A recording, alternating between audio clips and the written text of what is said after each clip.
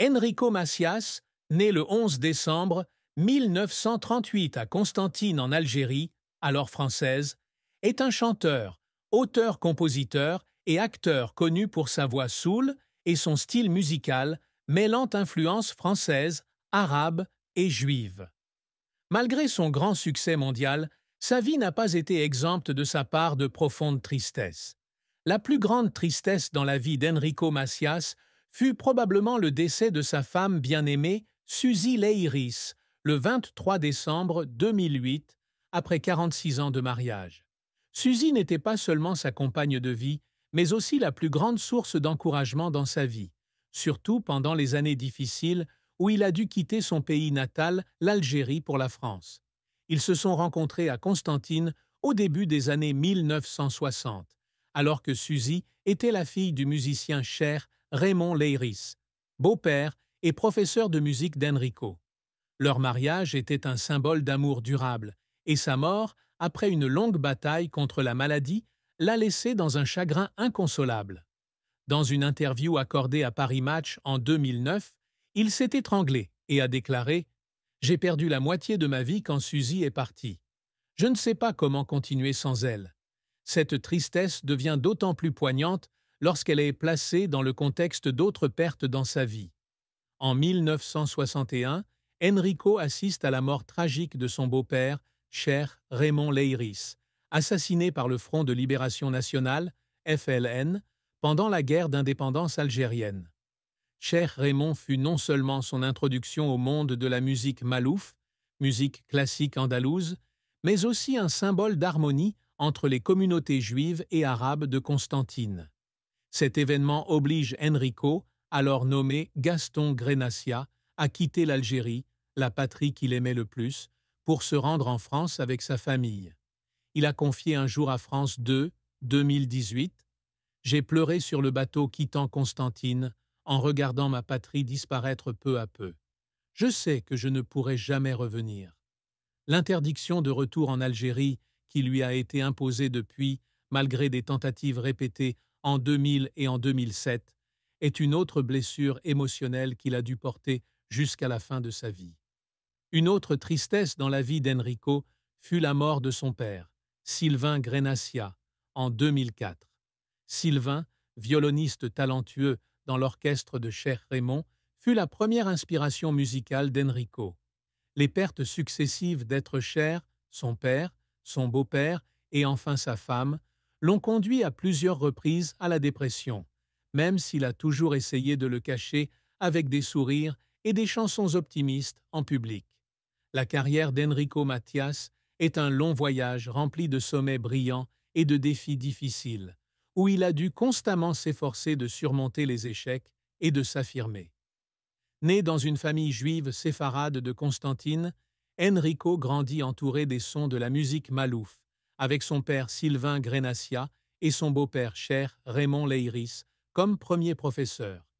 Dès l'âge de 15 ans, il joue de la guitare dans l'orchestre de Cher Raymond, tout en étudiant pour devenir professeur. Mais la guerre d'indépendance algérienne de 1961 a changé la donne.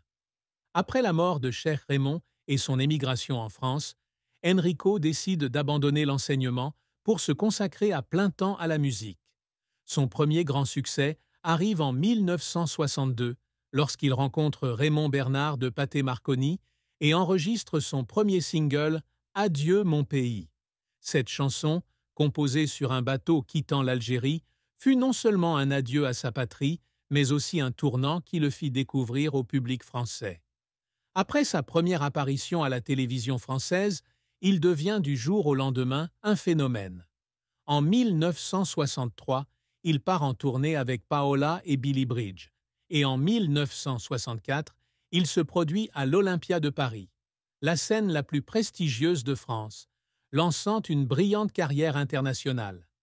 Les singles des années 1960, tels que « J'ai quitté mon pays »,« Les filles de mon pays » et « Entre l'Orient et l'Occident », lui apportent une renommée internationale, avec des millions d'exemplaires vendus en France, au Moyen-Orient et en Afrique du Nord. Il a chanté dans de nombreuses langues, français, arabe, hébreu, espagnol, italien, turc, grec, arménien et yiddish, créant ainsi un pont culturel unique. Parmi les autres événements marquants, on peut citer ses débuts américains à guichet fermé au Carnegie Hall en 1968, 10 représentations au Uris Theatre de 1878 Broadway en 1974 et de multiples représentations au Royal Albert Hall, Londres, à l'Olympia, Paris, et sur les principales scènes du Japon, du Canada, d'Italie et d'Espagne. En 1978, il est invité par le président égyptien Anouar el-Sadaté à chanter au pied des pyramides pour la paix, un grand honneur après des années d'interdiction dans les pays arabes pour ses positions pro-israéliennes. L'album Zingarella 1988 est devenu un grand succès en Israël, en Turquie et en Corée du Sud, tandis que Suzy 1993 était un hommage émouvant à sa femme. Cependant, la carrière d'Enrico n'a pas été sans échec. Avant de devenir célèbre, il a été rejeté par de nombreux producteurs parisiens, qui considéraient son style musical hybride comme trop étrange et invendable. Il a un jour fondu en larmes dans un café d'Argenteuil, où il a vécu à ses débuts en France, après avoir été rejeté à plusieurs reprises. Après son succès initial, il a également dû faire face à la pression pour maintenir sa réputation.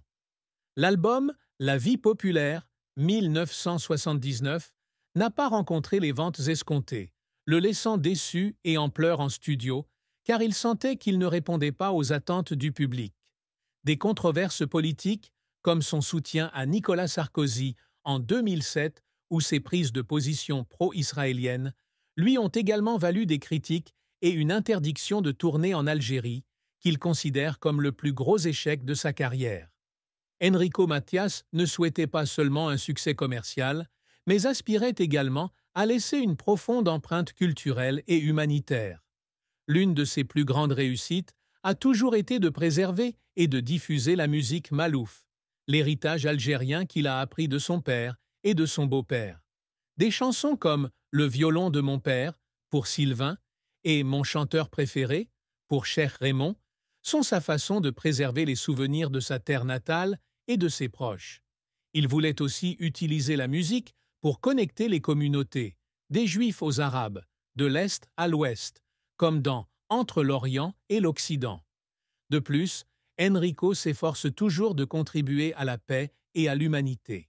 Il a chanté en Égypte en 1978 en faveur de la paix entre Israël et les Arabes, et après l'assassinat d'Anouar el-Sadaté, il a écrit « Un berger vient de tomber » en sa mémoire. Il s'implique dans de nombreuses actions caritatives, comme se produire pour l'UNICEF et les Restos du Cœur en France, avec la volonté d'aider les personnes dans le besoin. Il rêvait également de retourner en Algérie pour se produire, mais cela ne s'est jamais concrétisé en raison de problèmes politiques. Dans sa famille, Enrico a pour objectif d'être un bon père pour Josia Macias et Jean-Claude Grenassia. Lorsque Josia est né en 1963 et que Jean-Claude, un célèbre producteur de musique, a grandi, il a toujours essayé de passer du temps avec son enfant, malgré son emploi du temps chargé. « Je veux que mes enfants soient fiers de moi, pas seulement pour ma musique, mais pour qui je suis », a-t-il déclaré à Radio-Canada, 2015. Enrico Macias a épousé Suzy Leiris en 1962 en France, peu après leur départ d'Algérie. Suzy, la fille de Cheikh Raymond Leiris, fut le grand amour de sa vie. Ils se sont rencontrés à Constantine alors qu'Enrico jouait dans l'orchestre de son père, et leur amour s'est épanoui au milieu des mélodies malouf. Leur mariage de 46 ans fut un symbole de stabilité, donnant naissance à 2 enfants, Josia et Jean-Claude. Suzy était à ses côtés dans ses jours les plus difficiles, depuis qu'il était un réfugié inconnu en France, jusqu'à ce qu'il devienne une star internationale. La plus grande tragédie amoureuse d'Enrico fut la mort de Suzy en 2008. Elle est décédée après une longue bataille contre la maladie. Bien que la cause officielle n'ait pas été annoncée, de nombreuses sources ont avancé qu'il s'agissait d'un cancer.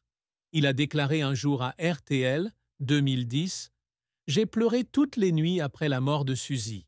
Elle est tout pour moi.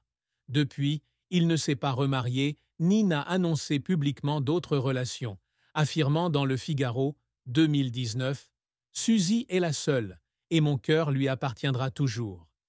Bien qu'il n'y ait eu aucune fissure dans le mariage, la tristesse d'Enrico résidait dans cette perte irremplaçable. Avec une carrière de plus de 60 ans, Enrico Macias aurait une valeur nette d'environ 25 à 30 millions de dollars en 2025, selon des sources comme Celebrity Net Worth. Il possède un appartement de luxe à Paris, dans le quartier de Saint-Germain-des-Prés, où il a vécu après la mort de Suzy. Cet appartement d'environ 200 mètres carrés dispose d'un studio d'enregistrement et d'un balcon, avec vue sur la Seine. Il possède également une villa dans le sud de la France, près de Nice, avec jardin et piscine, où il se détend souvent avec sa famille.